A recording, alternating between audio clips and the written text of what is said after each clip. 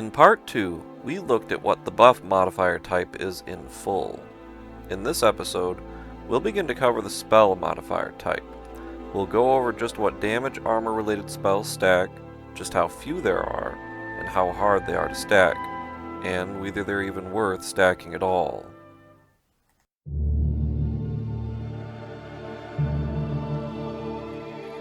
Let's take a brief moment to look at Dain's spell.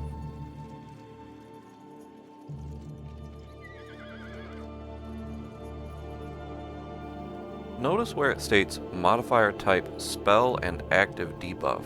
The spell part is what we'll focus on here. This is one of the spells stating that it stacks with buffs, leadership, and other spells. Not all spells explicitly state this, but this is how all spells work. So this ability of King Dain's will stack with any hero's leadership and one buff, like Rallying Call, War Chant, Elven Wood, Tainted Land, or Frozen Land.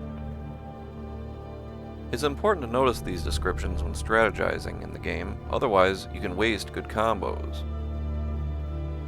Now, let's see Rallying Call stack with Boromir's leadership first, then Dain's spell.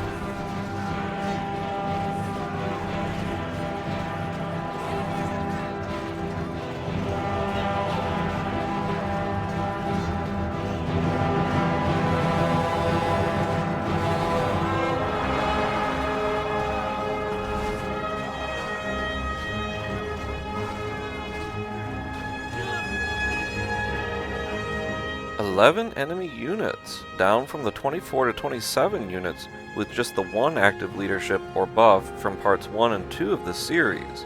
So as you can see, stacking buffs with leadership is actually very effective indeed.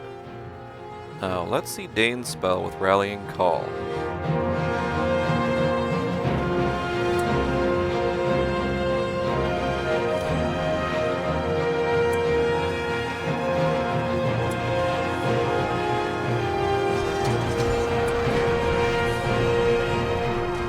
It should be noted again that their two leaderships do not stack, so only one is active now.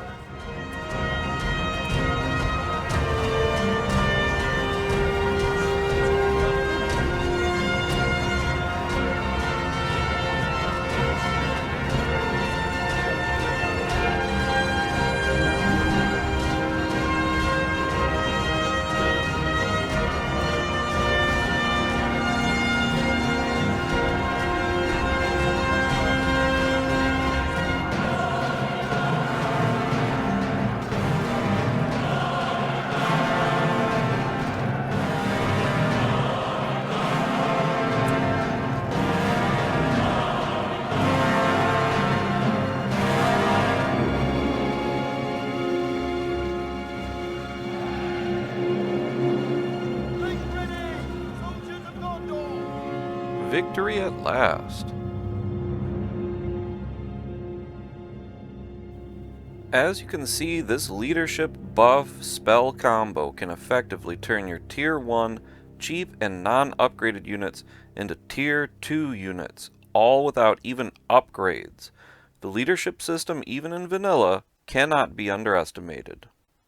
In section B, we'll look at how effective stacking spells themselves can be, how hard they are to stack, and whether they are even worth stacking in the first place.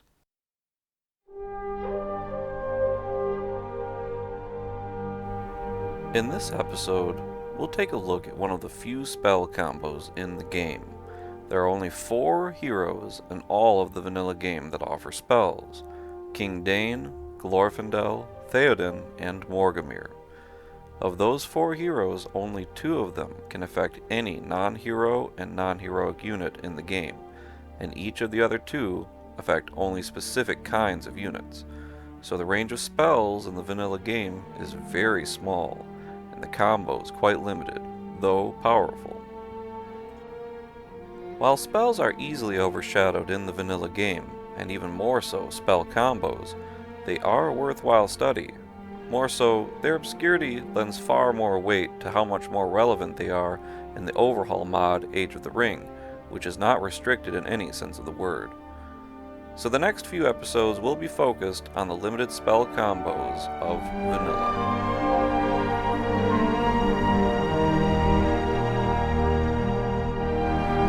There are only 2 heroes in the whole game that have spells which affect any non-heroic unit, Glorfindel and Dain.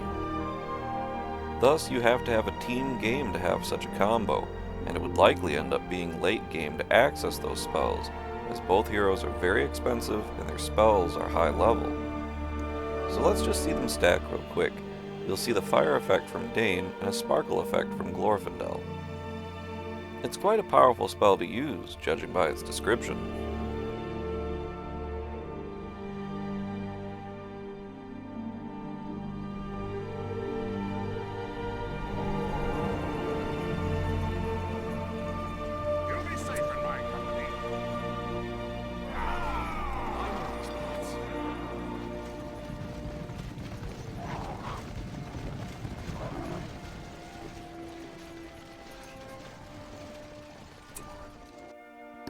We already know from earlier in this series how effective Dain's ability is, but how would it actually perform in conjunction with Glorfindel's Starlight? Here we continue from previous parts with the 4 Gondor swordsmen, level 1 and non-upgraded, but this time the 4 battalions of Angmar Dark Dunedain are level 1 and fully upgraded. We already know just how hard they are to take out from parts 1 through 3 when they're not upgraded, so let's see how this fight goes.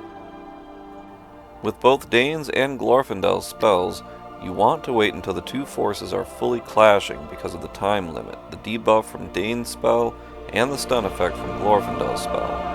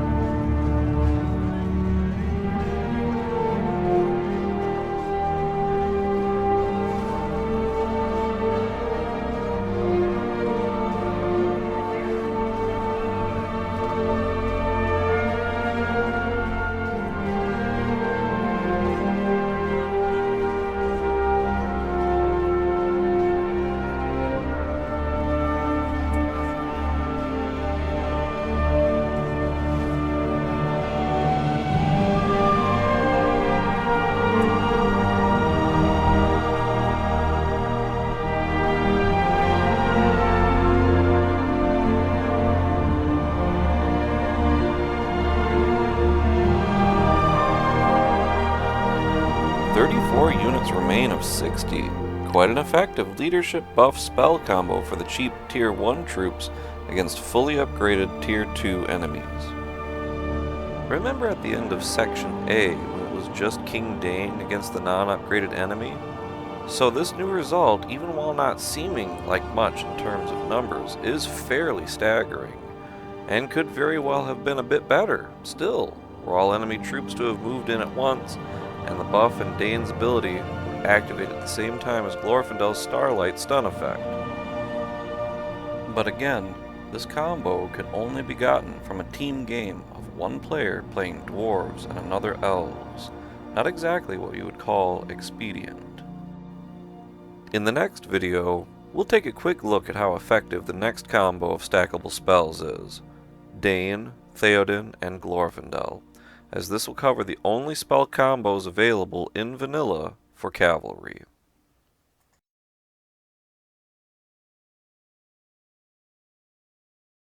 In this video, we'll take a look at the only spell in the game that is focused on only cavalry, Theoden's Glorious Charge.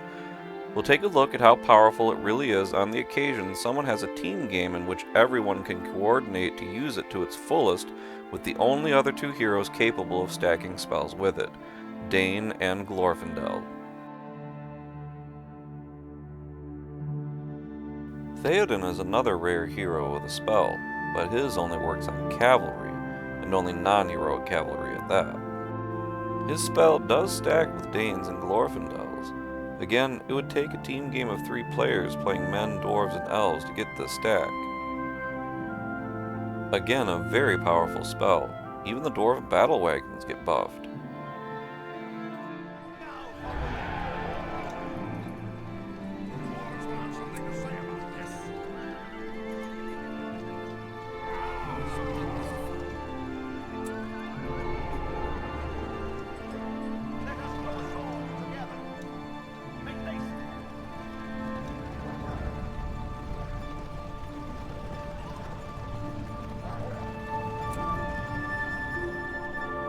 So let's see how effective it can actually be against cavalry.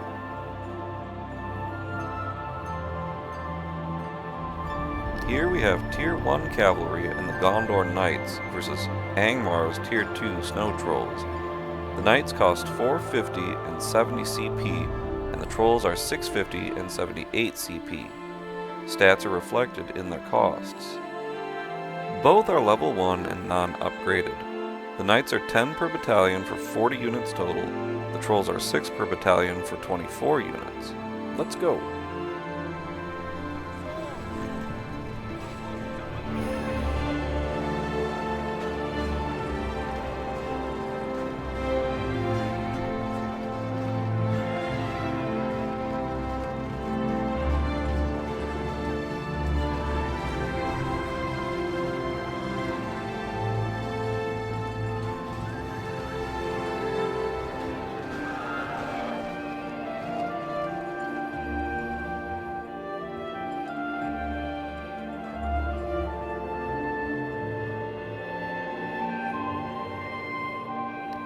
"21 units remain. Very tough cavalry. Now let's see the 3 spells from Theoden, Glorfindel, and Dain at work. But this time against fully upgraded trolls.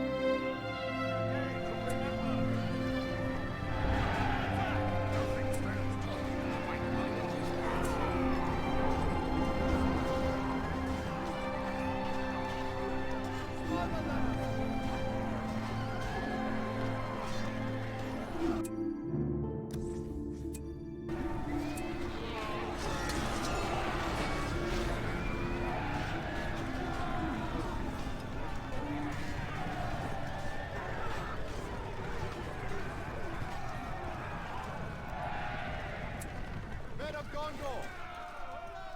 Together, knights, come!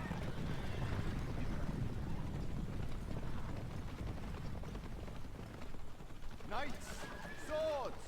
Knights of Minas Tirith! Men of Gondor!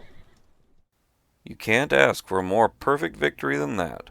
Not only were no units killed, but no damage was done, and they even gained a few units from leveling up. But as with many buffs and all spells and spell combos, they never last very long, usually only about 30 seconds tops, so you have to time them properly and select the best targets. So let's take one more look at the power of this spell combo against an undefended fortress and against fully upgraded Uruk-hai pikemen. With the pikes, it's even more relevant given they are the worst enemy for cavalry to encounter, by far. Let's once again keep in mind the cavalry are basic Tier 1 cavalry, level 1, and are not upgraded at all. So let's watch! This will be a day to remember! Evil has spread across these Strong, my lands. bearded friends! Swords, riders, and bowhand! Clear a cannon! Bring it down!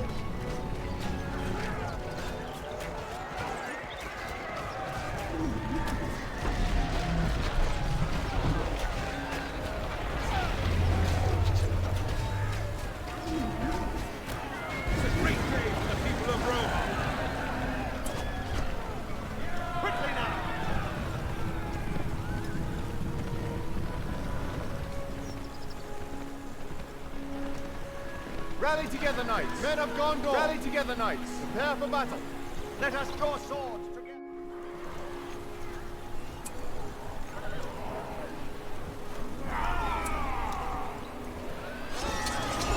Evil has spread across these lands. Hustlers Rohirrim! Let us draw swords together!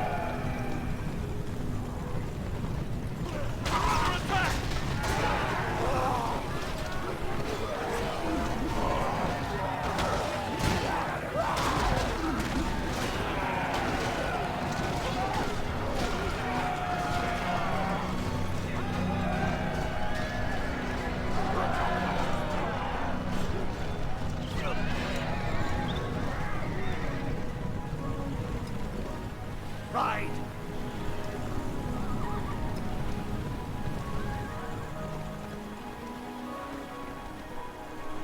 Men of Gondor! Rally together, knights! Men of Gondor! Riders! This is a pretty stunning victory. Basic Tier 1, Level 1, and non-upgraded cavalry would normally be utterly wiped out by pikes under normal circumstances. No contest at all, especially if the pikes were upgraded fully, like they are here. Imagine what this kind of combo could do against a much larger enemy force, or if you could time it right, when entering the enemy's base, the kind of structural damage possible. Lots of possibilities for spell stacking in general, not just this combo. As incredible as this combo is, it's still very inexpedient to get. Now let's see the last hero spell roster, in Angmar's hero, Morgomir.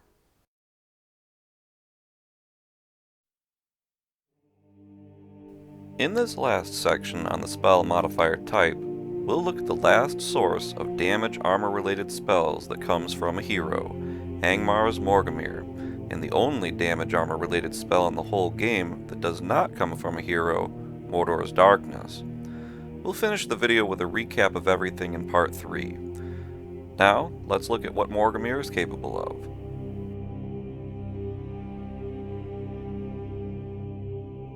According to its description, it adds 25% damage and armor to only Dark Dunedain units. As you can see, Morgomir's spell is the most specific of all spells. It works only on the Dark Dunedain swordsmen and the Dark Dunedain rangers. They rule the forest. Waiting for orders. I will be your guide.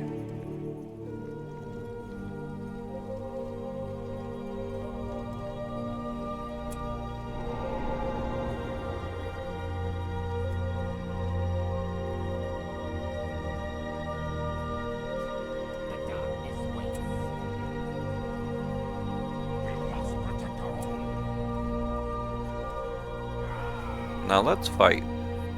Here we have the 4 battalions of Dark Dunedain, non-upgraded, level 1 against a horde of 8 battalions of fully upgraded Gondor swordsmen.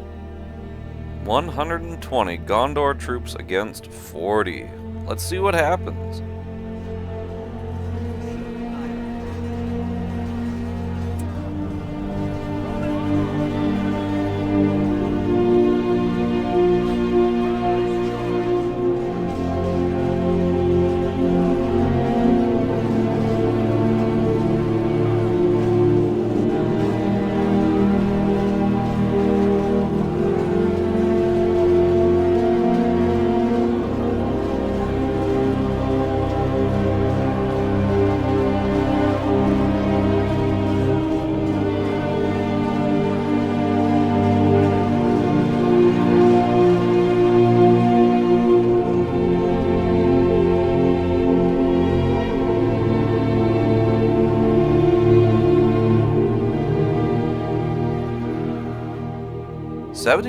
+1 Gondor troops remain of 120. Dark Dunedain troops are good, but not that good on their own. Sweet revenge for Gondor, though, for all the times they've been humiliated in this series. But let's see how well the Attribute Modifier system does for the Dark Dunedain when they have Dain, Morgomir, and Glorfindel stacking their spells on them.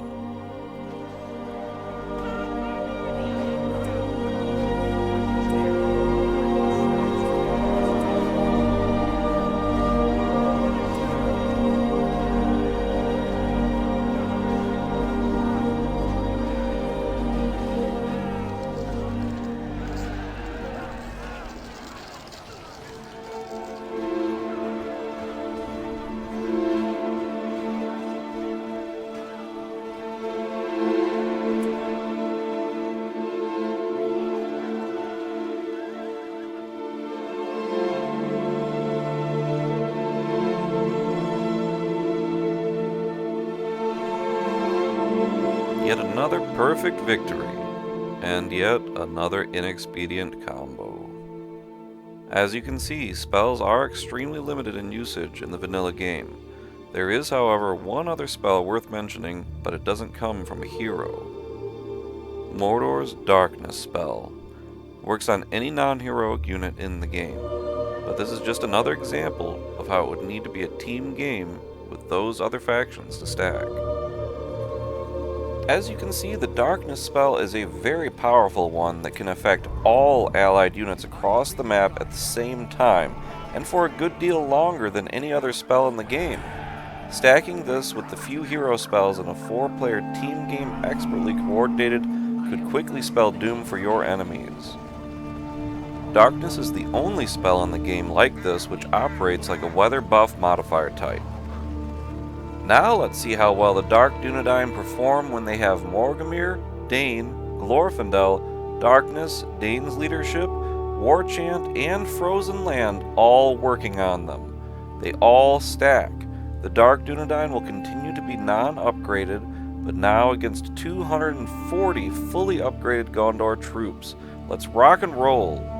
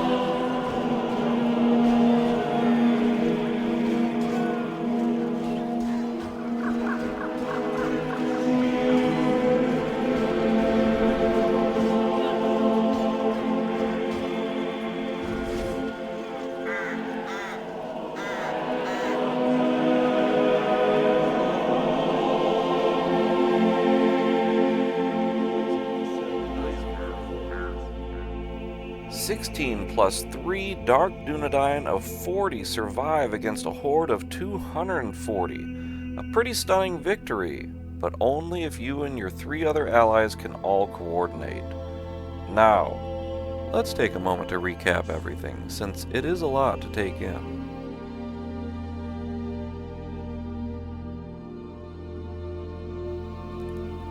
These are the only sources of damage and armor boosting spells in the whole game by faction.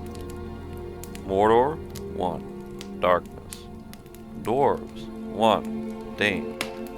Angmar, 1. Morgomir. Elves, 1. Glorfindel. Men, 1. Theoden. Goblins, 1. Darkness. Isengard, 0. These are the only max damage armor spell combos in the whole game. Cavalry, Theoden, Glorfindel, Dain, Darkness. Dark Dunedain, Morgomir, Glorfindel, Dain, Darkness. General units, Dain, Glorfindel, Darkness. Obviously, the variety, while hard to get in the first place, leaves something to be desired.